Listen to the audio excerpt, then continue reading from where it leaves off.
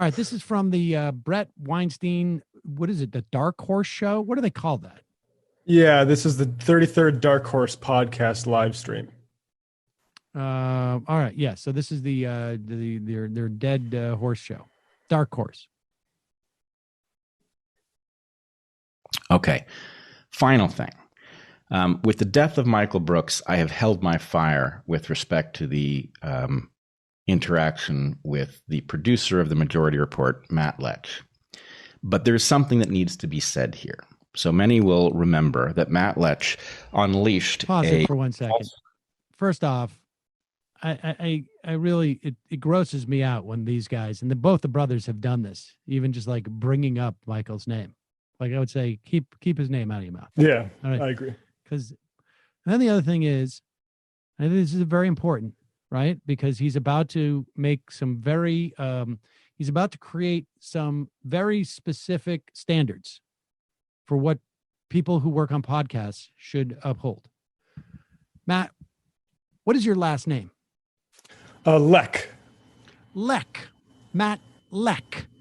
Yeah. How many times do you think the words Matt Lech have been stated on this podcast or on TMBS? Quite often, especially because there was Matt Binder. So the way to differentiate me was with the last name Lech. So people learned it. I mean, early. Thousands over the years, right? We've done thousands of episodes. It's between this and TMBS and you on your Twitch stream, what I'm saying is there almost could not be more information on how your last name is pronounced, Lech.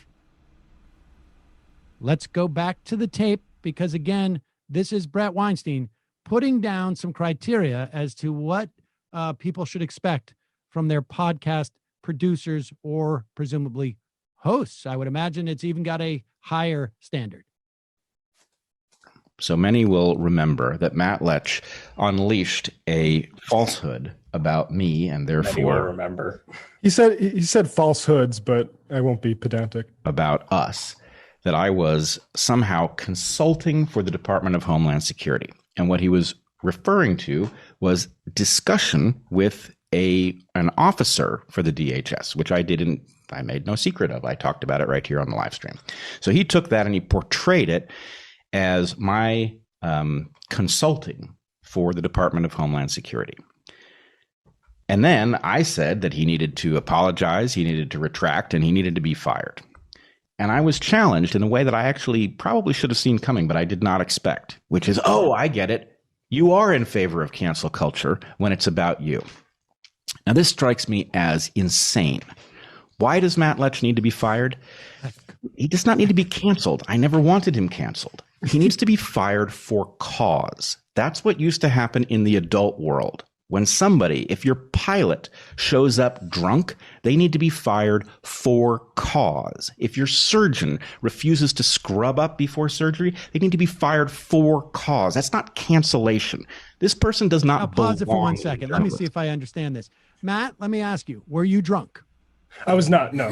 Okay. And did you scrub up? I mean, were you clean? Were you in any way? Was there bacteria all over you? No. Okay. All right. Well, all right. I'm starting to do my due diligence here. Can return. Okay. We want to keep going with this clip? Oh, yes. Okay. And if he just made an error, if this is once in a lifetime, then he needs to own up to that error exactly. And nothing he has delivered so far is anything other than grudging. So I think he needs to be fired for cause. And I think Sam Seder needs to understand that his ability to continue in whatever he's doing, if it's journalism, requires that he own up to the fact that what Matt Lech did is justification for firing, and that is actually the required action unless something utterly extraordinary happens. So I don't want to hear any more of this garbage about I'm for cancel culture. This has nothing to do with cancel culture. This has to do with the fact that the world functions when people do jobs properly, and some jobs do not accept failures like this. A drunk pilot needs to be fired for cause. A journalist who lies about nature of an interaction of citizens with federal officers needs to be fired for cause. Why? Because it put us in danger. There are nightly attacks on federal officers in Portland, violent attacks, by describing us as collaborating with the Department of Homeland Security. That was clearly painting a target. Whoa. Pause it. Now, wait a second. First off, I can barely get through this whole thing where a podcast host, a professional podcast host, I mean, this is what his job is, keeps referring to as Lech, Matt Lech. All you like the slightest bit of investigation would find that your name is Lech. And then he does what he accuses you of doing. Did you use the word collaboration? Did you say collaboration? In fact, not only did you not say the word collaboration, if he is so worried about protecting himself in this environment, then why is he talking about that he was getting a phone call from the DHS and talking to these guys? In fact, if anybody said collaboration, what he was describing was collaboration, and you simply maybe mischaracterized it as a consultation. Yeah, I just want to say, here's my original tweet, and I did say this consultation work. Hey, Bret Weinstein, want to come on to Majority FM to discuss this consultation work you're doing with the Department of Homeland Security of Portland. And I want to say, let's play the original I have video the clip. that he said. Yeah. Yes, because I mean, you're not I'm characterizing like, look, I've had Nomi, you've called me. You're not paying me to give you advice on something, or people call me. It's consultation. Let's look up what the word consultation means. Yeah, I was characterizing what I shared in the tweet that I deleted on his thread, but I was characterizing this clip right here. Dynamic, and unfortunately, now what we are seeing is the potential of this mindset to disrupt leadership at a moment when everything seems to be at stake. And as I'm sure we will end up talking about, I had a contact this week, somebody who has been following us for quite some time contacted me. He's actually a Department of Homeland Security officer in Portland. And he contacted me, I think it's fair to say, in something of a panic based on what he is seeing unfold night after night for the last, 8 nights in Portland, a standoff between the protests and the police. And he frankly is worried about what might emerge from this. And among the possibilities are, a civil war based, in race, and it wouldn't be the first one of those, obviously. And so I really think we have to figure out how to escape the momentum of this moment. Okay, so now let me be clear here. Well, what's going on? This guy calls him worried. Well, what do you do when someone calls you worried? You give them advice. You maybe discuss things with them. Well, let's look at the dictionary definition of consultation. It is the action or process of formally consulting or discussing. Discussing. Well, surely they must have discussed it. He just said he did. Yet he then twists that in to say that you collaborated. Yeah. That you said that they collaborated, which is a very different thing. I mean, frankly, by the own standards that Bret Weinstein has laid out for whatever he's doing there with the horse skull or whatever skull is on that table. I don't think it's like some type of a brush hog or something, a wild pig or boar or something like that. Whatever he's doing there with that wild boar, he should basically resign because he has failed his own standards. I mean, I'm not into cancel culture, but I'll also point out that the episode, and we don't have time to get into this, but the episode where they originally, that aired after they called for my firing, Heather Hyden accused me, or that's, I think, his co-host, accused me of calling it a race war when I was mocking the whole idea of race war. So she didn't even know what I was taking issue with, which is what the problem is, right? Bret wanted to focus on this little pedantic thing, which is how I characterize this, which admittedly, if you didn't watch the video, maybe it looked like I was implying some sort of official relationship. So I deleted it and apologized, right? But Like, I think you went well beyond in fact, to the extent that there's any type of review we're going to do internally here in human resources, it may cut against you because you deleted the tweet, because frankly, I think you may have been doing a disservice. I wanted to focus on how he thought that the anarchists who have taken over Black Lives Matter want to get massacred. And he says it's a ludicrous idea, but then he explains why they are incentivized to do it. That's what I actually really wanted to talk about.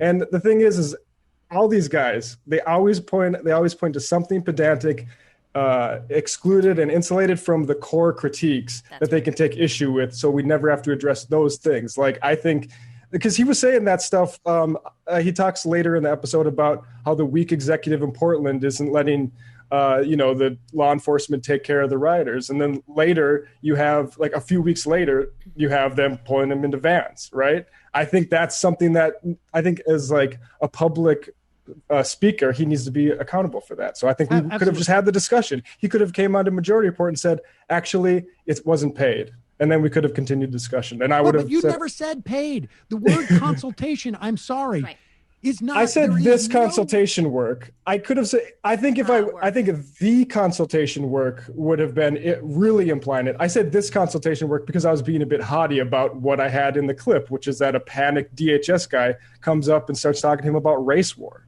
Well, I'm sorry. He is doing it in the capacity of the host. He said it himself. I mean, this is. Like, people say, I'm working on myself. That doesn't mean that you're being paid to work on yourself. I say, this is my project. I mean, we all know what the English language is. Now, he could say, he could have said, you better clarify that this is not paid work I'm doing. I did that immediately. Well, there you go. And it's not as if you didn't have the source material right in the tweet. Exactly. Where is the source material for him to claim that you said that they were collaborating? Where's the source material that your last name is Lech?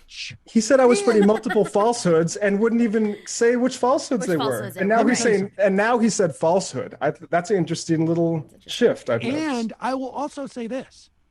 I would invite him onto this program, like you have suggested, Matt. However, in the first tweet that he tweeted out, he asked for you to be fired. He sent it to TYT and to me myself. Yeah. And the fact is, you do not work for TYT.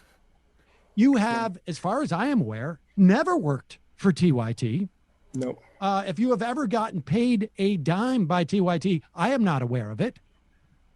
And he made, and then he drew this because he saw that I had some association with TYT. Ooh, I don't like that kind of thinking. I demand an apology on that. And I asked him for it on Twitter. He's had some excuse that he saw it on Wikipedia that I had an association with TYT, and then radio silence. I will not have him on this show until I get an apology from him. Oof. And then I want an apology from his brother. In fact, I need an apology from the entire Weinstein family before he comes on the show. And that's it. End of story. Unless you have anything else to say. First off, like the Lech, which he said multiple times. They laughed about it in the first episode too, which hurt my feelings a little bit, but that was just horrible. Also, the things he said about collaboration, the things he said about TYT. I mean, we're talking, you had one supposed falsehood. He's had three. And by his own measure, he should have been fired from his own show a long time ago. Talk about a drunk pilot. This guy's a drunk pilot going in to perform surgery. Without his scrubs on. It's unbelievable. I can't believe society has really gone downhill. I can't believe we have so many problems here that are happening because, which I think this is indicative of. People can just get a microphone and do all sorts of really horrible things. And I wasn't going to talk about this, but I had to. So they remind me of, like, remember when Al when on Saturday Night Live they used to do that, like the NPR Yes. slow talking. Yes. That's what they remind me of. It's the parody of it. Yes, it is. It does sort of feel like that. But that way they can say stuff that's outrageous. Yes. And nobody thinks it does. Right. They're not hysterical when they make their when they say we're on the brink of a race war because of what's happening in Portland. I It's can't wait happened to hear before them in this country, remember. do the Cardi B lyrics. Oh, yeah, the Civil War was more than just a race war. I mean, hence why like white people fought on behalf of the winning side of it.